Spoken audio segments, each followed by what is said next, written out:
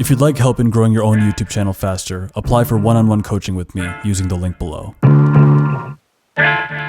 If you fervently pursue something, even if it ends up not being in the cards, that energy and ambition that you project going towards that thing will steer you into the next lane, bump you into the next great thing. If you're going to do something, do it with energy and passion. And even if it's not exactly where you thought you were going to end up, you'll end up on the right path. You just got to keep the faith. The best of relationships are forged in the gym. When you see another guy squat 365 pounds and look as juicy as Austin, you know you want to be his friend. From running a video agency while working a corporate job, combining healthcare with filmmaking with real estate, Austin is a symbol of what momentum can do for your life. In this episode, we talk about the ways people flex, but how the ultimate flex in life is your energy. Part 2 of the shoot, back to the trap music. Who knew I would make it this far? They hated, they never believed me. Yeah, I would never drop the ball. I know I make it look easy. Yeah, Mayweather with the defense. I don't care what a critic got to say. I got them picking up the pieces. This episode of the podcast is brought to you by the Captain Sinbad YouTuber Group Coaching Academy. A lot of my students are getting insane results. One of my clients is Anthony Vicino. You might have seen him on the podcast episode last week. His very first video with me is now at 422,000 views. He went from 300 subscribers to 14,000 subscribers in 3 weeks' time. Because the thing is, everyone's got a good story. A lot of people have experience, but they don't know how to package that story of theirs into something that makes sense for YouTube's algorithm. Just like with most things in life, there are rules to success. There are things you have to do and checklists you have to hit to get results. But many people, when they start their YouTube journeys, they don't play the game the way it should be played. And I'll be honest, I've been on the other side, having taken coaching from some of these other services like vidIQ, like video influencers, Think Media, and the feedback they have to give is not up to par, okay? It's not gonna get you great results. If you wanna make videos like some of your favorite creators, you have to play the game differently. You have to be a professional from the get-go. And the people who are joining the academy and starting to get results like Anthony's, they have that mindset of wanting to get 100,000 subscribers in a year and wanting to really kill it. If that sounds like you, then there's an application in the description box. Cohort 2 will be starting up very shortly here, and we want to work with people who are gonna do the hard work it takes to get results. But with that being said, let's get on with the episode. When you're like booking clients, what convinces them to sign on with the package with you the most? Is it the past work or is it the way you deliver yourself? Oh, I would like to think it's my winning personality and charming demeanor, but no, you got that. Yeah, no, it's the referral 98% of the time. Oh, it's the referral. Yeah, the previous, I guess you could say the portfolio in a way, but it's the referred work. I would say is the lion's share of it by far. I've had almost no. I just built out my external marketing pages, like all my IG and Facebook and all that stuff. So that's still fresh, but I've had almost no external marketing whatsoever. I've been very fortunate that it's all been referral based through my network. So it's kept me so busy doing the work that I'm like, oh, I don't have anything organic coming in from like my channels, but it's like, who gives a shit? Because, everything's being referred. So, but short of that, I would say the work, because you could try to sell them all day long. And if the work is subpar or something that they could do for cheaper or with someone else, then no, I think the work is what conveys the most, in my opinion. Do you approach your life like, you basically been working for yourself for a good long while now? And I sort of grew up from this mindset that is just a not smart thing to do.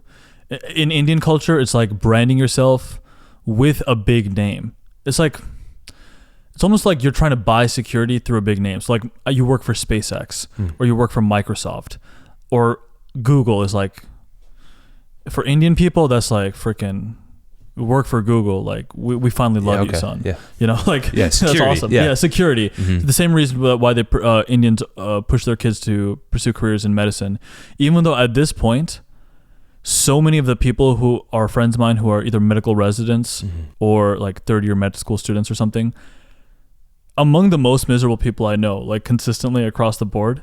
And even one of the people in my YouTuber Group Coaching Academy, he's like this ex-med school person. He's very jaded on the whole med school thing. There's so much attachment to like putting your name with a big institution and finding your life's work through that way, did you ever feel any pressure from folks or even from yourself when you see other people around you, maybe, I don't know, getting a job at Best Buy or something, to be like, oh, I'm going to create my own agency. I'm going to work for myself. I'm going to build my own brand. Sure. No.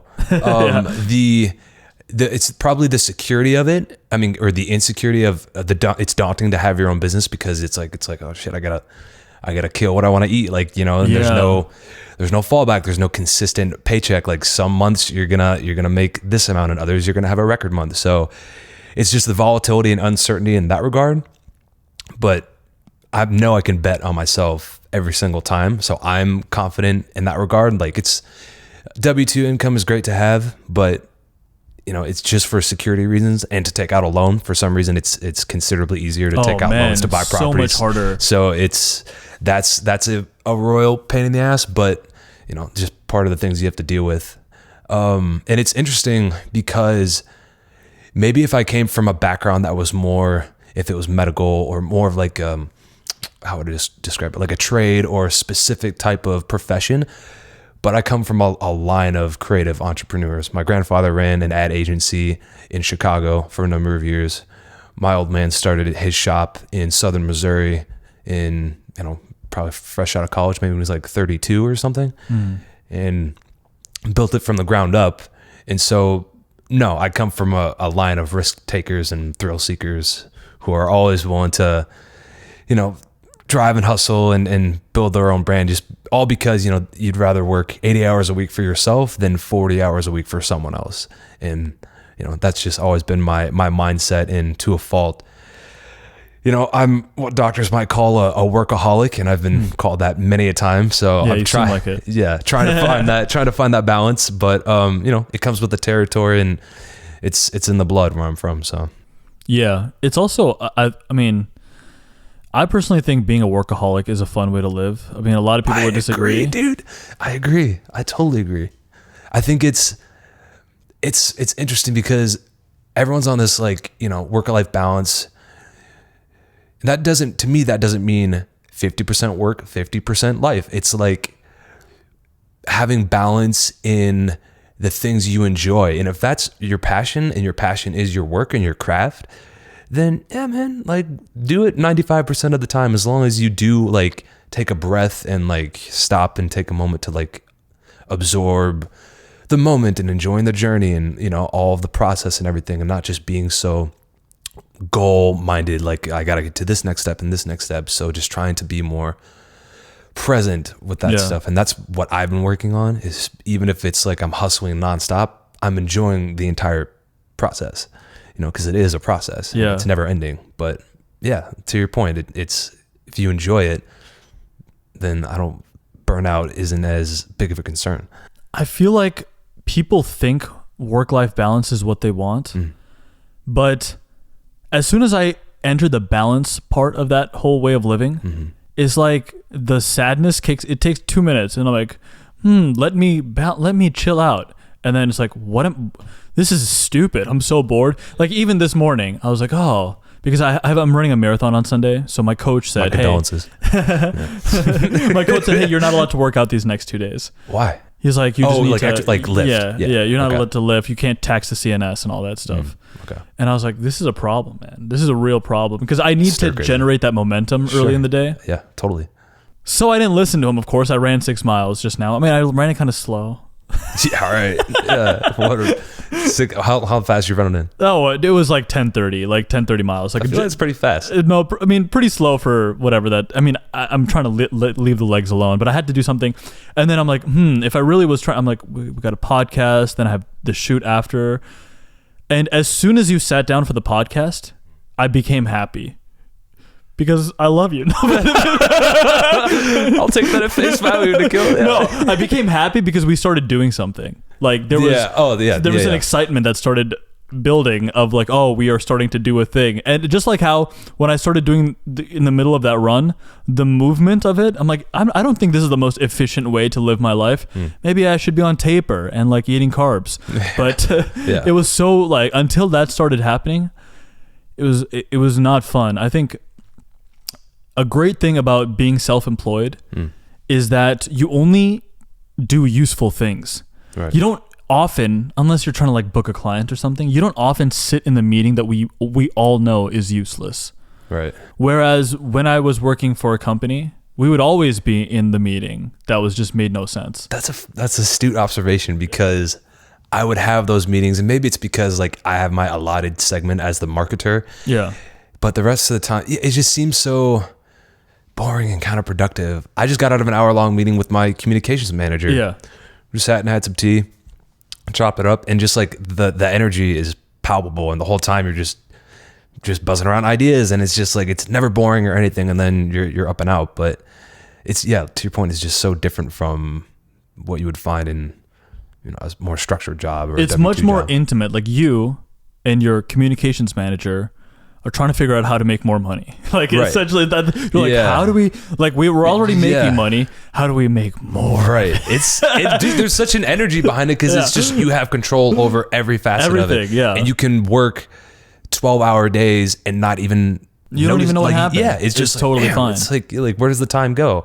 But you could work an 8-hour job in a cubicle and just be like, I want to bring a sawed-off shotgun and kill everyone in here. Because it's just like, you know what I mean? Like, and I've worked those jobs. I worked at a corporate place, I won't say the name, Yeah. at my old school, and I was in a cubicle crunching numbers, and it was a part-time job at the time, but I'm just like, then there's people next to me that have been there for like 25 years, and I'm like, I wouldn't commit harikari. I couldn't, not for me, man. Dude, this is the kind of language we like using around here. Yeah. Shoot up a building, harakiri. Yeah. That's the vibe. No, it's probably disconcerting because I'm the white kid on the podcast, so you know that tends to be okay. our No. MO between serial killers and active shooters. But no, It's called Becoming the Killer podcast. Yeah.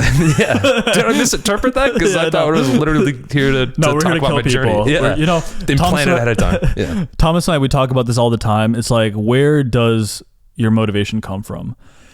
And it's like, man, Thomas, I mean, he gave me a reason earlier. We were just chatting as we were setting up the lights, and he was like, I'm motivated by this one thing. And I'm like, dude, I am motivated. It's like, we can't, some people think like it's basically dark energy, dark sources of motivation that get us going. I feel like that's what gets a lot of men of action going, is like, oh, it comes from like this violent Like this- conqueror's place. Oh, sure. Yeah. Like Yeah. the innate, just primal to conquest and conquer, whether that's, you know, depending on the species, the other male, or just, you know, societies and things Yeah. like that. Yeah. I feel like the history books are rife with that. We're supposed to be like all about like nurturing your inner, this is like the world today, I feel. You're supposed to nurture your inner child. You're Yes. supposed to heal your past trauma. Yes. Yeah. These are all things that my therapist, who I like every once a month, I'll be like, screw it, I'll talk to you. You know? No, I started like twice a week. Yeah. I had 2 therapists, and you know, it's tapered off to like a couple weeks, once a month. Yeah. And now it's just periodic check-ins to make sure, you know, I'm not going to implode. You're not actually going to kill a bunch of people. Yeah, exactly. Yeah, exactly. Yeah. So no, But I'm like, I don't like, I just do it once a month just to touch upon it. But I'm like, I don't really like these conversations about healing, man. Maybe that's just me.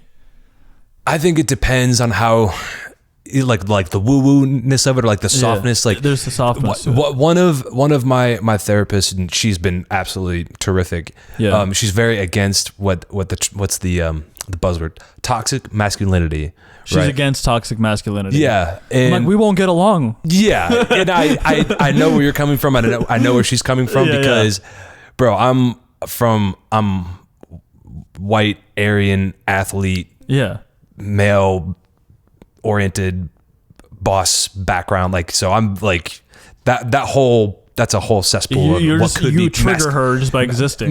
yeah, exactly. Masculinity. So she understood. She's like, you are full of all that, and in some of my poor decisions and things that I was doing that was creating negative ripples in my life and with other sure. relationships, she was right, because there was even, and I hate that word toxic masculinity, but she just means things that are instilled into, even subliminally, like why you make the decisions that you do, and why you act a certain way, why you treat people a certain way, because of, you know, the traumas, which may be very minuscule and passive, or they could be more active and horrid for some people. But to your point, though, I think it has become such a huge propped up movement of just, there can't be manly men, there can't be fire and fierce leading, I'm butchering the explanation, but just men, I feel you, dude. Like manly men. I'll be damned, I can't remember one of the influencers online who,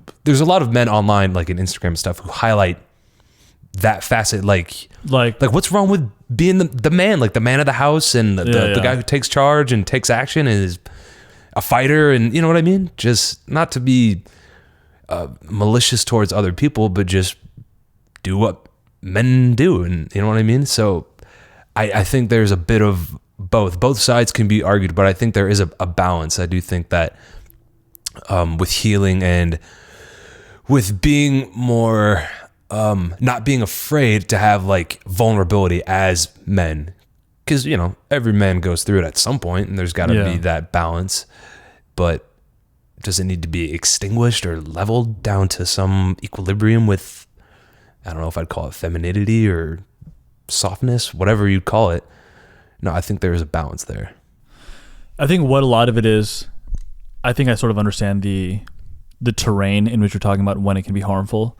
At least we had a conversation. We hung out before. Yeah. And so I sort of understand this world a bit.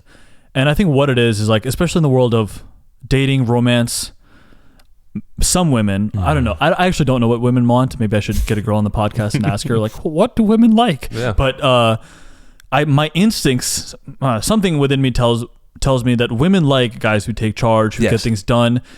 Capitalism has an inherent amount of like a conquering spirit in it. It is a competition, and I love competition. I know you do too. Testosterone is the victory and defeat. I mean, that's what fuels us on some level. The fire in the belly. Winners and losers, wolves and sheep, man. Yeah. And the reason you love working hard and making money and wanting to grow your own business is probably because you've got that spirit inside you, right? Yes. And a lot of women would be attracted to that, like, oh, he's a man of action, he's a man who can lead, he can get things done.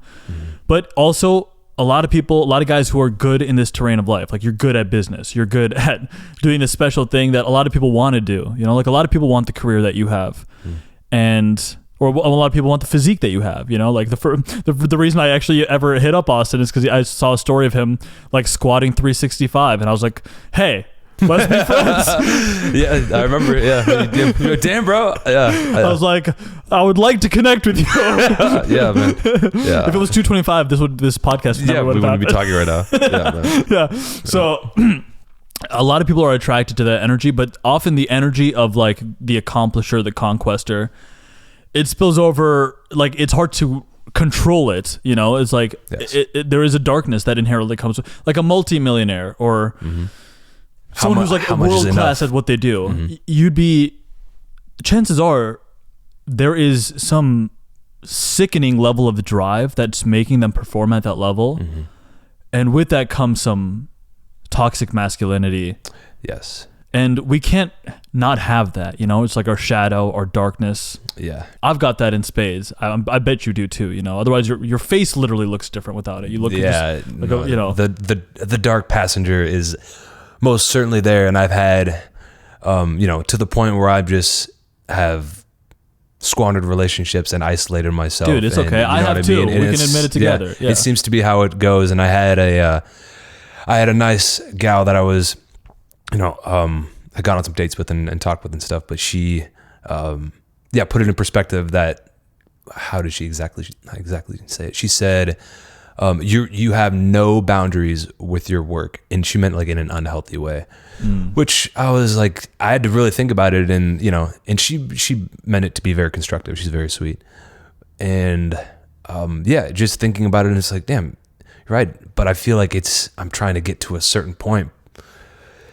but like I said earlier, not trying to be so goal minded and enjoying the journey, but it's still like, at what point do I kind of pedal back? When is enough? Like you said, that drive is never going to go away. It's always going to be there, fizzling in you like a black ether, just of drive and ambition and conquest, which is great because that's how great men become great, and that's how you achieve the things you want in your life. And that's how I was raised and grew up in that environment. But I think there is a balance there. Like, I think that's where that little shimmer of I guess vulnerability, or having a good woman in your life to balance that out, or be able to like connect with, so you can decompress and know like that's like the emotional underpinning that keeps you propped up and keeps you going forward, because you always like, you're doing it for something. You know what I mean? Even if you don't have that yet, like it's always like the forward thinking. You are thinking about the life and that you want and what you want for yourself. So it's always kind of having that as a driving factor in the forefront. You know what I mean? Yeah, I think you're right that like a good partner can like balance you out a little bit, reel you in, and that probably is really healthy. Yeah. I think I'm more and more I realize like, the fact that my parents had been trying to like set me up in an arranged marriage for like the last 4 years, like there is because you're Indian. Yeah, oh, yeah. Really? It's just a part of the culture. Okay. Really, I mean, at this point, they're like, I'm sure they'd just be down to have me be married to anyone. At this point, they're just like ready to put out the freaking flyers and just like be like, yo. But I think maybe it's because like, maybe is this too traditional for me to say? But like, a good woman will balance a guy like like you or me out. You're like, oh, dude, oh, totally. Yeah. I think it's weird because for me, like, I'll never, like you said, we will never not have the drive. Yeah. But I think there will be a type of woman that comes along that it's like, oh, if all of this that I'm accomplishing just went away, everything, like, I wouldn't care as long as I had this person. That's when totally. I think it's like you could plateau and be at this great place in your career and everything, but it's like, I'm still going to put in work and drive forward, but it's like, I got exactly what I need. As long as I can provide the life that we want, I am happy. Yeah. You know what I mean? And I heard,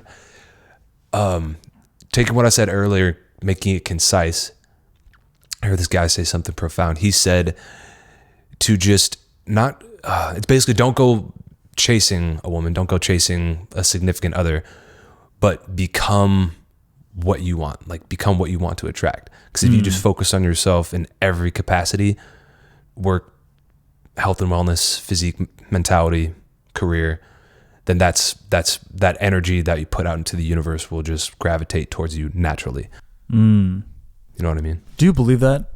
I wonder. Oh yeah, I'm a big infinite intelligence guy, big man of energy and vibrations in the cosmos, and you can't wish everything into existence, but like you have to have actionable steps towards it.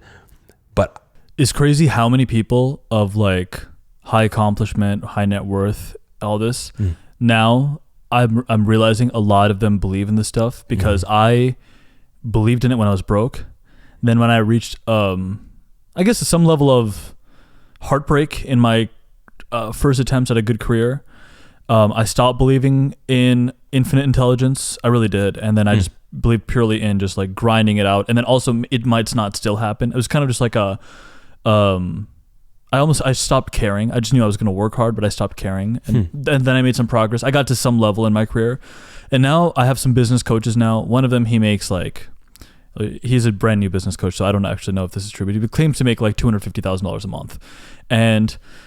And he talks about energy and vibration all the time. And I'm like, this is weird, man. Like, this is so woo. But then again, I can't deny that you are like, he's 39 and very successful financially anyway. I think it's totally a legitimate thing. Have you read Think and Grow Rich by Napoleon Hill? Yeah. I mean, a lot of my channel's start was based off that book. Dude, that's the playbook, man. That's one of my all-time. Oh, it's one of my all-time favorite books. I follow that book religiously. Yeah, I mean, a lot of people have tried to expose Napoleon Hill, saying he never actually made any money when he wrote that book. He was been broke all his life. I'm like, I don't even know. Maybe that is true. Maybe he never met Andrew Carnegie. But the words in that book, they hit so hard. It's hard to. I can't actually read too much of it because I'll get too excited and then I'll be like, oh. Yeah, I guess maybe sometimes coaches don't play. I don't maybe. That could be. I did not check the history of that. It's hard for me to deny. Yeah, he tapped into something with that book. But I know way more people who are mad rich and mad successful who read that book some still like read it every day, or I've read it multiple times, you know, or they have it at least on their bookshelf and they're like, yeah, that's one of the great That's one books of them. that, because it just deals more with infinite intelligence and vibrations of thought and etc. in lieu of just everyday principles and, you know, standard wealth building bullshit. It is true. If anything ever my life feels stagnant or I'm not making progress or things don't feel exciting, it's often because my vibration of thought is not where it should be. And I've recently like realigned like where I would put my time and energy into things, into making myself more high vibration. I literally made that decision this week. I'm like, first I will do things to be more high vibration, then I will do things to get more organized, then I'll do things to get more money. And then the last one I'll do is to get more romance. But I'm like, actually, the money and the romance, which used to be number 1 and 2, I was just so like mentally, I guess, scattered. And if you focus on vibration first, I can't believe I'm talking like this, but well, I mean, it's true. If you focus, it's like, it's all kind of, there's a synonym for the same thing. There's like your vibration, your energy, your passion, what drives you. Like if you make that the driving factor, like what you enjoy, and just constantly pursuing that and working on that, the rest tends to fall into place. Like, you know, and I try to, you know, I'm always going to be after, you know, trying to turn $1 into 2. Yeah. But, you know, but for the reasons that it will give me freedom and the ability to make decisions quickly. Oh, I want to buy this house. Oh, I want to invest in this business. Oh, I want to do this. I want to go to Africa this weekend. Like things like that just have total just the capability to do things like that and to grow in different ways and explore. So not just because I want to have a sick timepiece or, you know, drive a Bugatti or, you know, that's not really my style to be super flashy with shit like that. So, it's more freedom and opportunity than anything. Of course, if a spouse comes into the picture, she wants to drive the Blackout Rover, then she can have the Blackout Rover and the handbag. But, you know, it's materialistic things. I realize, the materialistic stuff, it's, if you're just trying to flex on the world, it is the lowest form of flexing you can do. I think it has like a polarity effect, especially nowadays. Yeah. Having, you know, intellect and the ability to grow and go and do different things. I think if you blow up 15 grand on a handbag, it's just like, why? Unless if you're mad rich, but it's just like, when I see people, I think it's the funniest thing. I'll get on a Delta flight, commercial flight to wherever. Yeah. And someone scooting next to me will have a Louis Vuitton duffel bag, a Louis Vuitton purse, maybe some Louis Vuitton shoes. I'm like, dude, just like if you really like just had cash and paid for all that, one, I think you wasted your money, and maybe you just like flying commercial. I'm not going to judge, but like, I feel like you should be on a private flight, man. If you're really just dropping money on the full drip like that, it's like, why, you know? And I see plenty of Louis Vuitton purses around with a lot of ladies, which is whatever, I guess. But like, you spend that much money on that shit, I feel like you should be on a private flight, not next to me in 21C, man, you know, 21C boat up next to me, like, you know what I mean? So it just, I don't scoff at it. I just find it funny. I'm like, this guy just blew all this money on this stuff. It's a misallocation of resources, probably. I feel like your money could have been better spent elsewhere, maybe up in first class. I don't know. I'm not one to judge, but I just find it funny. And I'm like, I hope you didn't charge that or blow a bunch of money on that just to flex on this commercial flight. But I just thought it was a funny observation. I think about it every time. So now you go on flights and you see people with a bag, you'll be like, Austin. No, dude, I will. Yeah. I think I'm making up this philosophy on the spot. Okay. But I think there's 3 levels of flex. Maybe you want to just flex on the haters, like I do. Like, it's one of my great joys in life is to fucking flex on the haters. Like, fuck you guys. Love that. The lowest tier of flexing is like the materialistic things. Oh, I've got a nice watch. I've got a nice car. It kind of makes you look goofy a little bit, you know?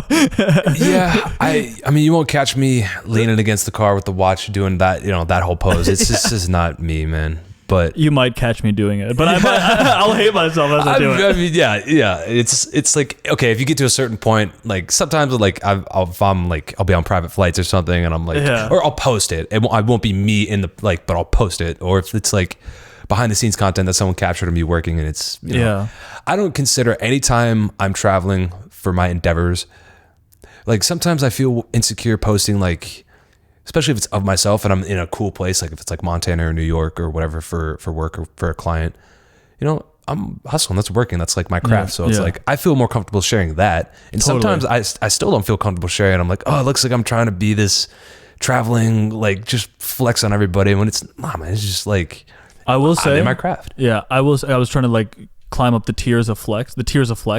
Oh, okay. We're on that point right here. No, but I love that you said that, because I'm like, I think officially that is a higher tier of flex. Like my craft, the things I'm working on, my mastery over some skill is a much higher tier of flex than the possession, right? Because when you have the possession, you are borrowing the value that company, that brand has, and you're trying to like absorb some of it to give value to you. Right. But really the value is still with the company, not with you. So if you like drive a Ferrari, you're making Ferrari look cool, not necessarily yourself. It almost has like a weird, it's like, it's, You're like a it's like, groupie it's for like this. you're less rich by having this on you. So it's like, it says your modesty says more about you. If you're super capable and super wealthy because of your craft and because of what you do, no matter what that is, and you're in ripped jeans and Converse, I think that speaks more volumes than being upper class with luxury goods. You know, if you make $200,000 a year or whatever, you know. And I'm not judging anyone who purchases luxury goods. I understand. It's just I think it's interesting to me. You know, some of the richest people in the world are very modest people. Modest people. They know, they're superior to me. They know how far the dollar goes and where it should go. Yeah, so I think I think you should post the traveling story of you as the filmmaker more often. My communications manager, her name is Lily, and she's great. She's helping me with that. So my new channels that I have set up, it's going to be I have like 7 years of content that I just haven't posted. So I'm scrubbing through my system and organizing it, and I'm going to start posting both on my personal channel and then also on my business channels now. Because it's like I owe it to myself. I got so much cool shit. I need to like go through and post it all. So being more diligent about that.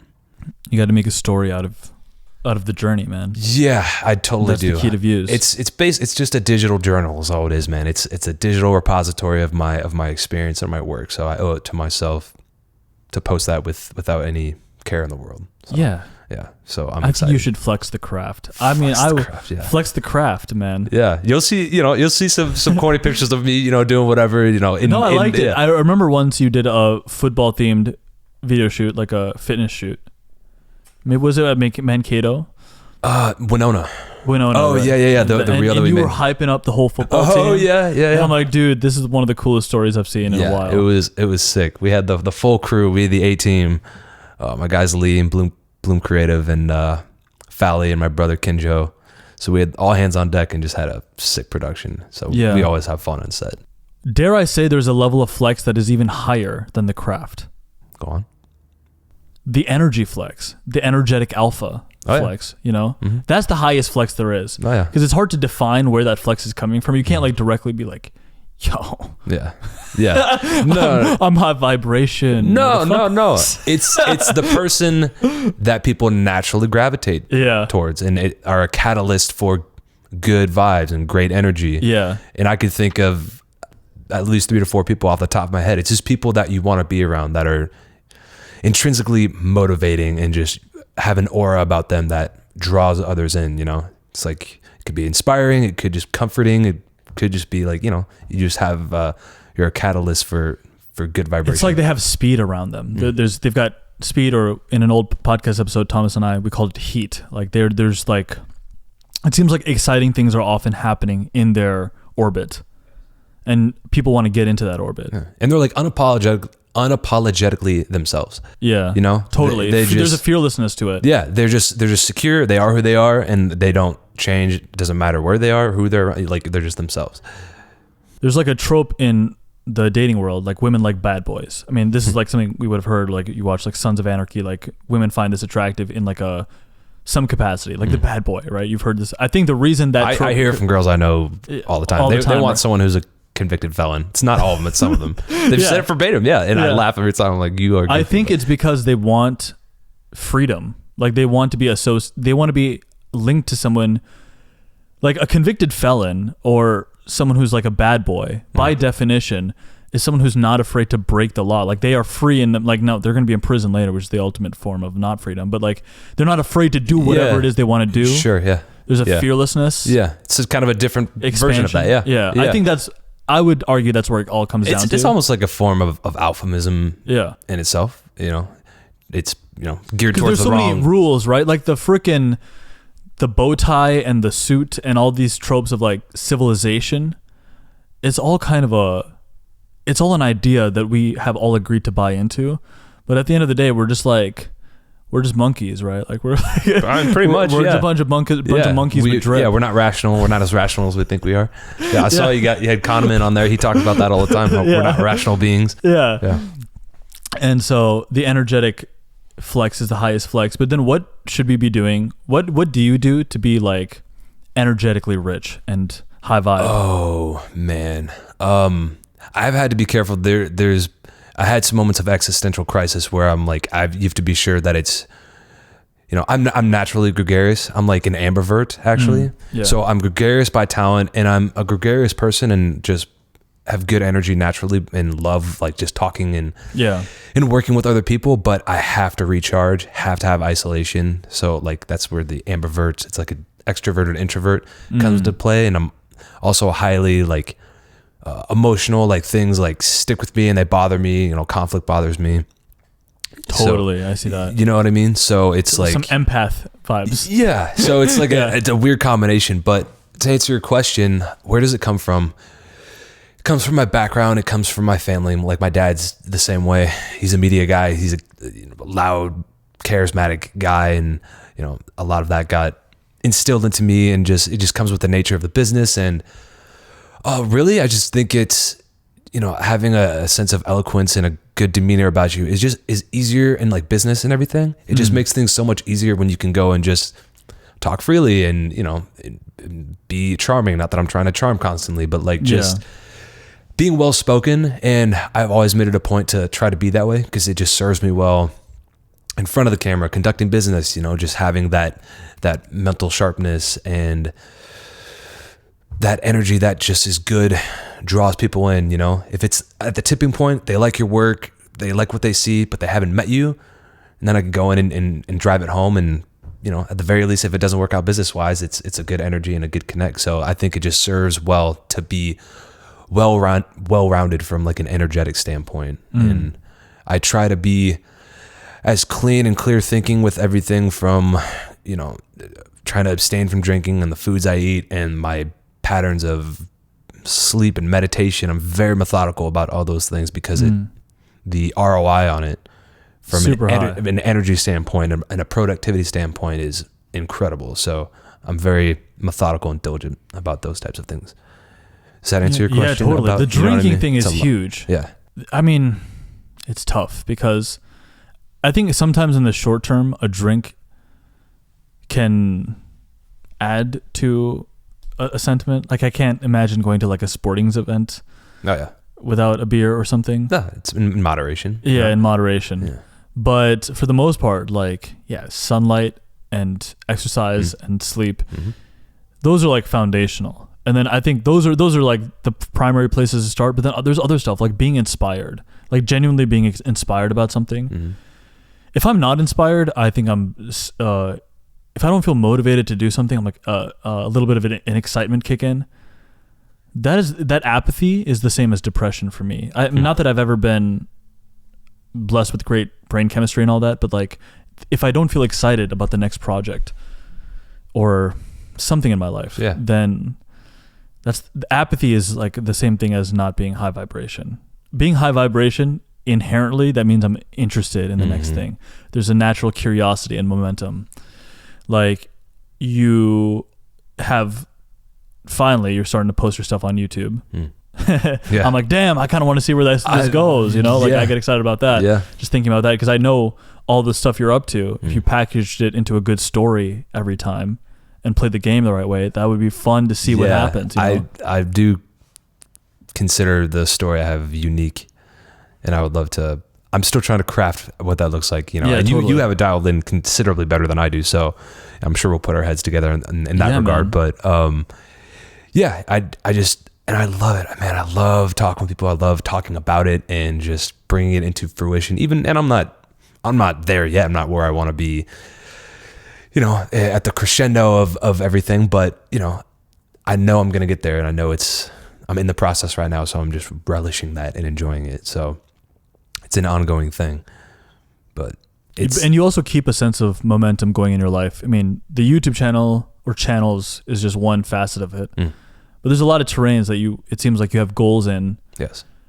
You're like also super passionate about real estate. You sort of like combine, what I like about you is that you sort of combine different disciplines into one echelon of progress. For instance, you book a client in like Wyoming or something. I'm just making this up. I don't know if this is true. Yeah. You'll probably start looking at real estate in Wyoming, right? While you're on that trip. Dude, no, totally. It's, I think it's how everyone has to be nowadays. It's almost like the side hustle culture is everyone, it's gone to show with COVID and everything that, okay, one, because everything is so damn expensive for political reasons and for other reasons we won't get into, but also just because, you know, rising prices just as time goes on, and having a side hustle or a secondary form of income is essential, not only because shit is so expensive, but because if your employer gives you the big ugly axe, you're fucked, because like you don't have a fallback, you don't have a second form of income. And I think that has grown so much more significant in our culture of how, especially with remote work, is being able to have a secondary hustle with your full-time job. But where I try to think differently is, okay, how can I, if I'm working a full-time position, how can I integrate my business into this or into this next endeavor? I'll give you an example. If you're working, I worked as the VP of marketing for a medical distribution company, and I ran my own shop, and they had almost no marketing infrastructure.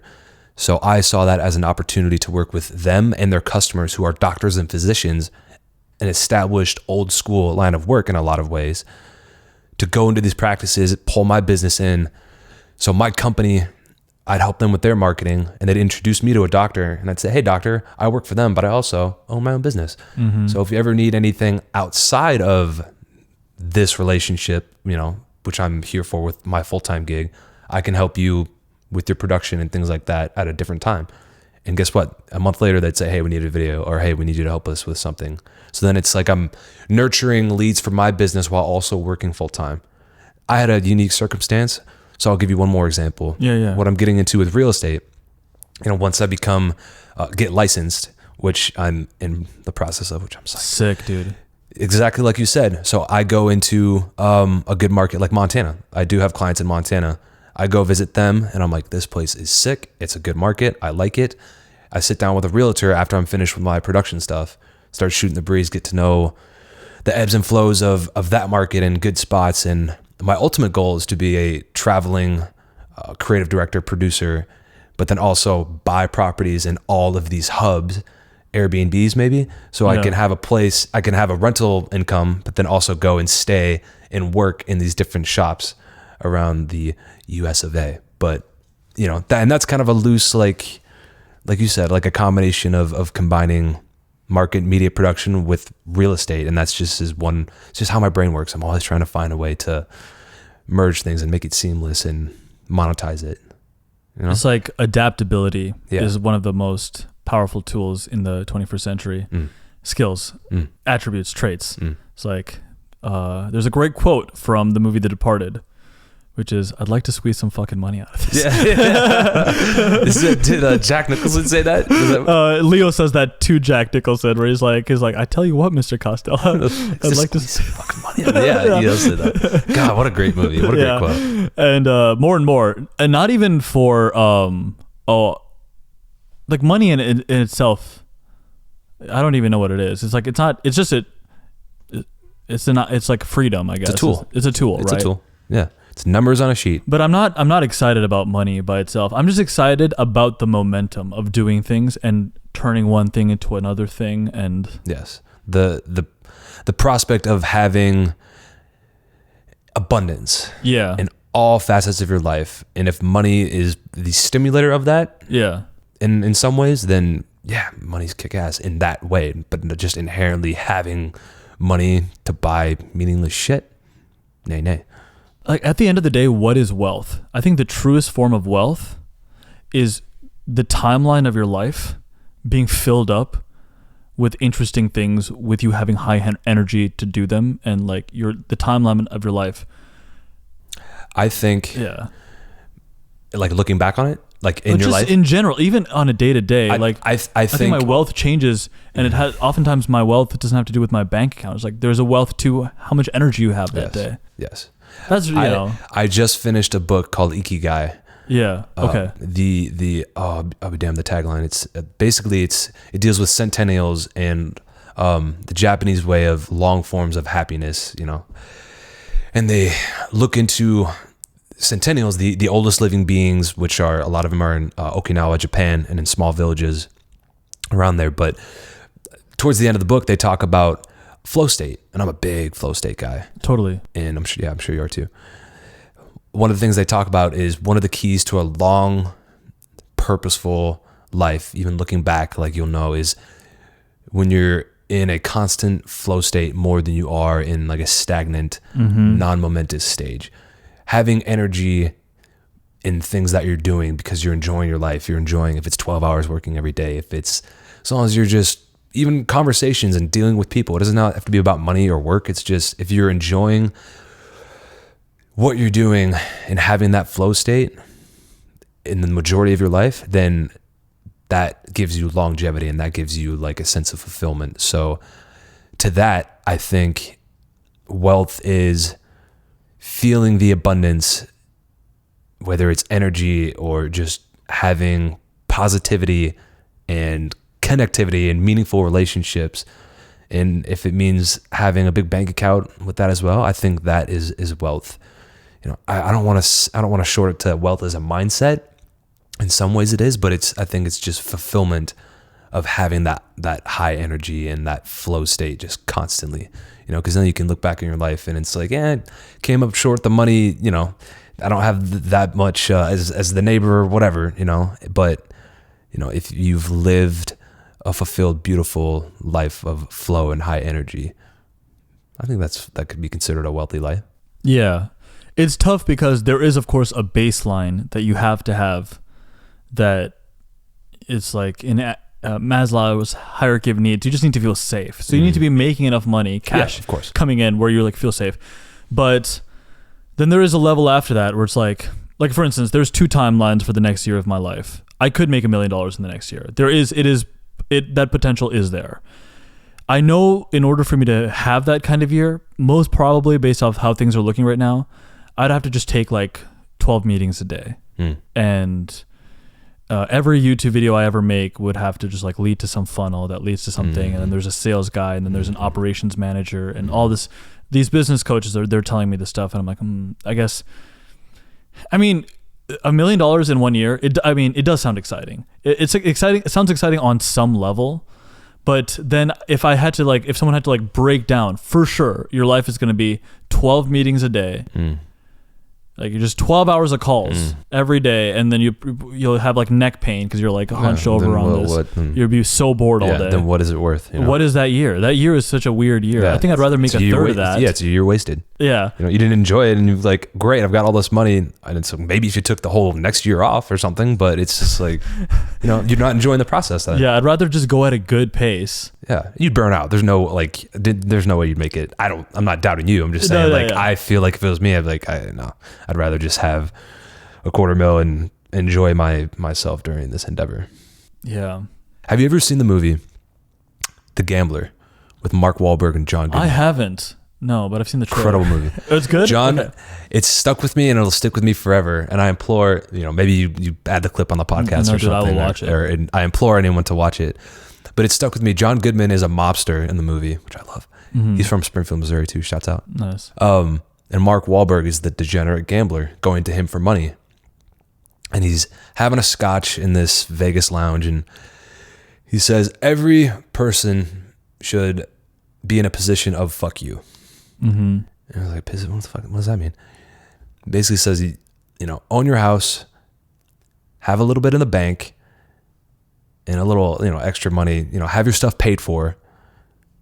So you own your house, you got some cushion in the bank account, you got some in the stock market, try to beat inflation. And he said, that's your fortress of fucking solitude. You can, as long as you're in a position of fuck you own your stuff, you don't owe anybody money, then that's when you can take all the risk and go, be fearless and, take on more business endeavors because it's like your boss is pissing you off. Fuck you. So he just like puts it in such a way that it's, if you have that foundation, like you said, of comfort and security, just the baseline stuff, have a house, have a car, spend less than you make, have some competency financially in that regard. Then once you got that nice little base layer, you're free to do things that you want to do, kind of like the Dave Ramsey type of way, just having that initial foundation. So, that scene always just stuck with me. So you'll have to watch it. And he makes it way more badass and eloquent than I'm making it. No, your delivery of that fuck you was real nice. Yeah. But he brings it on nice and it's like, ooh, yeah, okay. But it makes sense. Yeah. It's really logical what he's saying and there's some intellect to it. So I always thought that was a good way to put that. I think though, you can get to the feeling of that fuck you pretty fast. Especially today, because we all have the capacity now to build our own thing more than ever. Right. So it's cool. Like you built up your company while working like a regular corporate job. And then you also pursued the real estate thing while it's like, man, there's a lot of time in the day and there's a lot of time to do any day. There's a lot of time to do a lot of cool stuff. And if you're taking care of yourself, that's why I think energetic wealth is the first wealth to have. Like how much have you, we took this podcast episode at 2 p.m. How much have you already done this morning? I'm sure there's like some stuff that's already got done. I'm a 4 a.m. guy. You're a morning guy. Yeah, I'm a 4 a.m. sometimes earlier guy just because my brain just will not let me sleep. For God's sake. I'm trying to become more and more of an early riser, but I'm not quite. I'm more of an 8 a.m. kind of guy. Okay, no, I'm a 4 a.m. guy. 4 a.m. guy. Yeah, it's. What do you do do you have any hacks for getting out of bed earlier? No, I mean I could say go to bed earlier, but that's like no. I'm the worst. Like sometimes I will try to read to doze myself off, but I'll be on my devices working until 10 or 11. So sometimes it's 4 or 5 hours of sleep. You're just very healthy, so you can kind of like, it's if you take care of yourself, you don't drink alcohol as much, you eat well. I know you're like very low inflammation diet. Yeah, I think that's the biggest thing. You can pop out of bed with a lot of energy. Yeah, and just be mindful of your coffee intake and just your times in the day that you're drinking, like when to switch to like green tea and stuff like that. It's just vegetables, etc. Dude, I'm debating just taking the whole winter off of drinking. Maybe I'm doing sober October for sure. Are you? Yeah. Yeah. Winter, I mean, the holidays get a little tough, but I mitigate it My as family much is as possible. freaking, they don't do anything, so it doesn't matter. Like we'll have like I come from an alcoholic sports family. Yeah, so that's dope. Yeah, it's harder that way. Yeah. Maybe the one thing I like doing is, for some reason, I like going to A Christmas Carol at the Guthrie and just getting lit, so all the kids can see. Yeah, just getting buckled. Hey, you need to know, children. This is what awaits you. No, but taking 6 months off of drinking and just be like, I don't know. I doubt I'll make it the whole 6 months, just because. It's tough, especially for me. Yeah. But I hear people all the time that have taken 6 months to a year off of drinking, and the amount that your productivity boost combined with what you don't spend drinking is just a huge compounding effect. I'm sure like just money saved alone would. I mean, how much? It's like every time like I go out to eat and get a couple. It's like $120. $60 to $100 probably. Yeah, $100, right? So then that I'm usually paying for someone else as well. See, that's right. And you get a little drunk and a round of shots for everybody. It's like you wake up the next day. So you start with that. Yeah, so that would be like, I mean, a couple $100 a month. 100, yeah, a few hundred a month. And then the productivity increase, if you work for yourself, that actually just adds up to so much money. You're fresh Saturday, you're fresh Sunday, you roll right into Monday, bright-eyed and bushy-tailed. Yeah. Yeah, it adds up. A big thematic statement for our conversation today, if I could pare it down into just like two big ideas, it's like, funnily enough, this was a conversation about wealth. It was a conversation about the different forms of wealth. For me, that's kind of like a big takeaway. And the two big forms of wealth outside of money itself, one is having a sense of like creative momentum, and the perfect descriptor of that for me is like you being on a business trip and looking at real estate on the business trip, because you're like intertwining and combining. That I really love that sentiment. Like I'm trying to build out my video agency a little bit more this year. Good for you. And it's like all I am these days is a YouTuber, right? But really at heart, I'm also like a cinematographer aspirant. I'm still learning that craft, but I'm like, how can I use my YouTube channel to show these brands that I know how to tell stories? Like, it's not about the views that I get. It's like, the reason I got the views is because I can tell a story, and I can do the same thing for your company. That's like one idea that I genuinely had just 2 months ago, you know? I mean, humans are, and I talk about it all the time in the business. We humans are naturally drawn to stories. It's how it's said that's how we learned the spoken language in the first place. You know, it started off with whatever, it could be hums and buzzes and clicks, but conveying stories, it's how we learn to be conscious thinkers, because that dude got eaten by a saber-toothed tiger. Oh, we got to remember this and tell this story to others so we don't get eaten by that saber. You know, it's just kind of, and it evolves into, you know, today. So just the ability to tell compelling stories that drives action. In your case, the action is to subscribe to your channel and take a certain action from there. It's the same principle. You're just doing it on behalf of others. It's like, I've told my story and I've built a successful YouTube channel up to 500,000 subscribers, give or take, to a certain amount of subscribers, and done incredible things to grow my business in that regard. So now I'm just repackaging that experience and that success and just providing that as a service to others, whether it be short form or long form, or now TikTok and the super short form stuff. It's the same thing.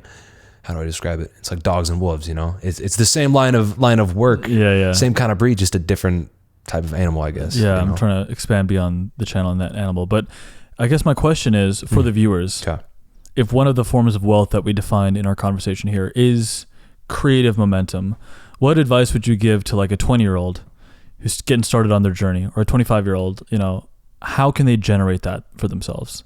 Find someone that you want to be like. You don't want to be someone else, but find someone who is at a place that you want to be, and just, if they can't mentor you directly, read their books, get to know their network. Visualization is, I think, the biggest thing. Visualizing where you want to be and just letting that, like, feeling like you're there already. Like, imagine yourself in that moment. How does this feel? Whether it's being creative or anything with wealth, whatever. Just letting that visualization give you energy, because when you think about it, it excites you, and that carries you forward. So just visualization, and, you know, I don't want to just say mentorship, but finding someone you admire, you want to be in their shoes or where they're at, and just taking those actionable steps that they took, you know, direct mentorship, networking, outreach. I mean, take a swing. If it's someone super high profile, I mean, you never know who's willing to work with you, but don't go to them with empty hands. You have to have something in return. You got to be putting in, it's quid pro quo. So you got to be ready to put in some work. Yeah. It's funny how every time a point like this is made, I get a bunch of emails. Like, Hey man. Yeah. Do you have people request to be mentees all the time? Yeah. And I would love to. It's just like, well, and they need to value your time. If they bring something in return to some degree, then that's the thing that I'm more realizing alluring. Because I have been in that position for many more years of my life. It's not like I'm like this crazy big, you know, person, but people do reach out to me. Really? Because I'm super excited to be on this podcast. No, man. Yeah, you're killing it on your channel, man. Yeah, thanks, bro. But like, for years, I would be the guy who's making the outreach, trying to get a mentor for something, you know, whether it's Zach McGowan, the actor from Black Sails, who went to the same college as me. You know, I remember in the early days sending him like 5 or 7 emails, and once in a while he would respond. He actually would respond because we went to the same college. Okay. And I'd be like, hey, we're both in LA, let's get a meet up. But he never would, you know. I didn't fully understand it at the time, but I'm like, that guy was like 34 when I was messaging him, and I was 26. Like, he was probably just super busy with his life of being an actor and like trying to book more acting jobs and all this stuff. But even if you cannot connect with someone directly right away, because getting a direct mentor is pretty challenging. You can, like the example you said, you can just read up on their ideas.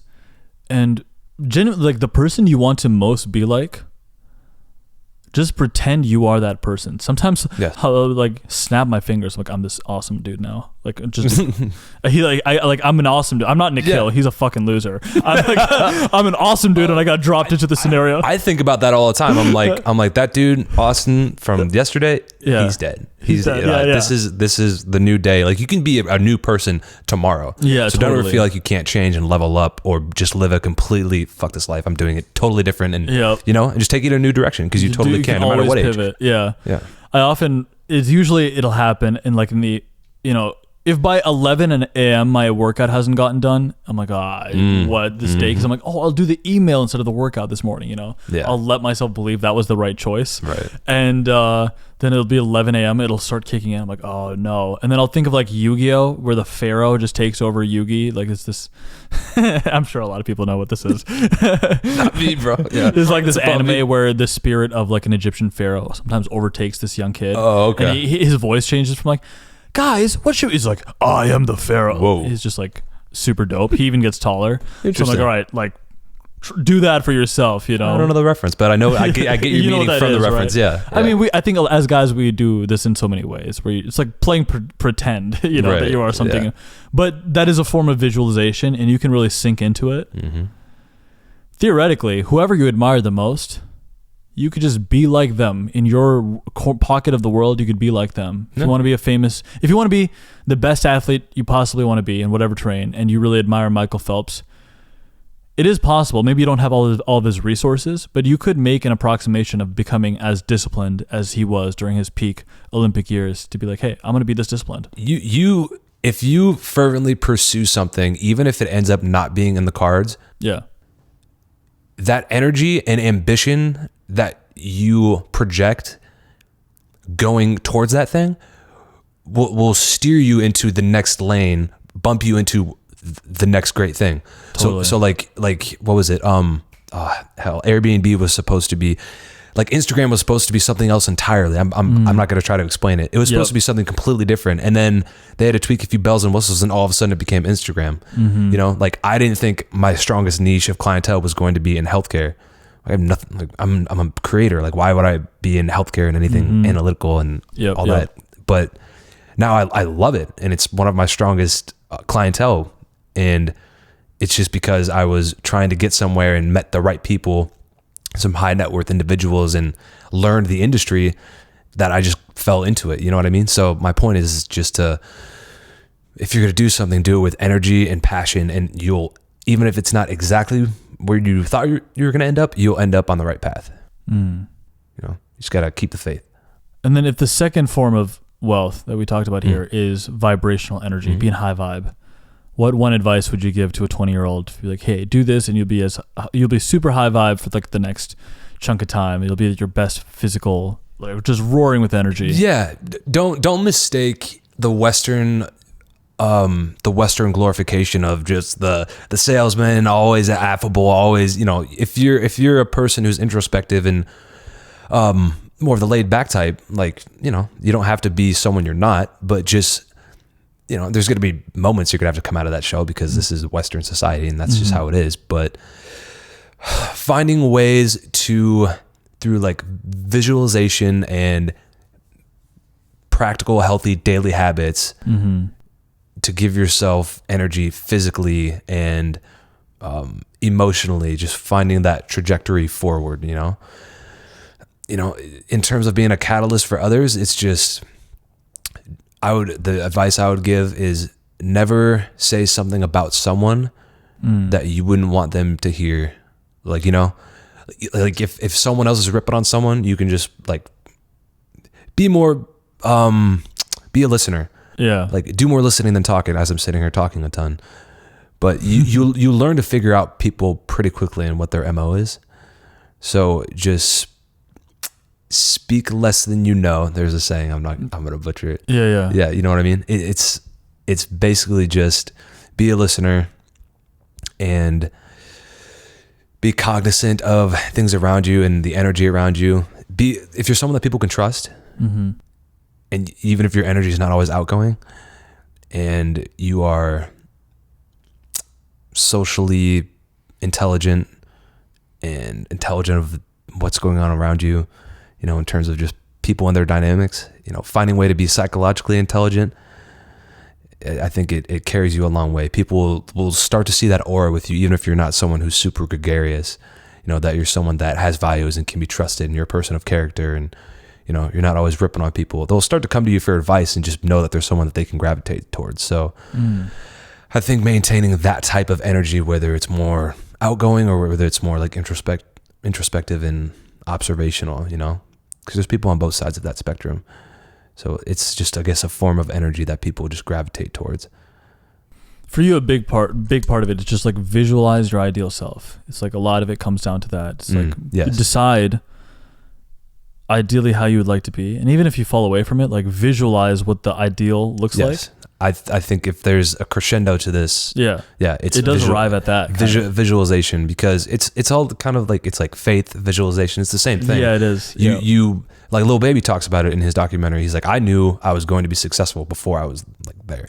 Yeah, and it's just like you can feel the energy when you're the most excited, when you like something good happens or you have accomplished that, and you know you're getting there, but you're just in the process. You know where you're going to end up. Not exactly, it'll end up different, but you have the visualization and the energy carrying you forward. Hell yeah, man. Yeah. Well, this has been another episode of the Becoming the Killer podcast. Austin, dude, thanks so much for coming on. Can we hang out more sometime? Can we like? It would be my genuine pleasure. Absolutely, man. we can work through on your channel sometime, or come on. We can do a video together. That'd be next time you go to Montana, maybe I'll just follow you. Yeah, it's sick out there. There's lots of space to run, so you can run for hours out there, man. We can run, do some more running. Austin's got a channel that will be linked in the description box. Also, an Instagram. He's a super creative, really talented filmmaker. So I'm sure if some of you hit him up in his DMs, maybe he'll take the time to respond to you. Maybe he'll become your mentor. You never know. And always the squeaky hinge gets the oil, man. Never be afraid to ask. Closed mouths do not get fed. So totally. Yeah. But with that being said, greatness is coming, and we'll catch you guys in the next one. Cheers.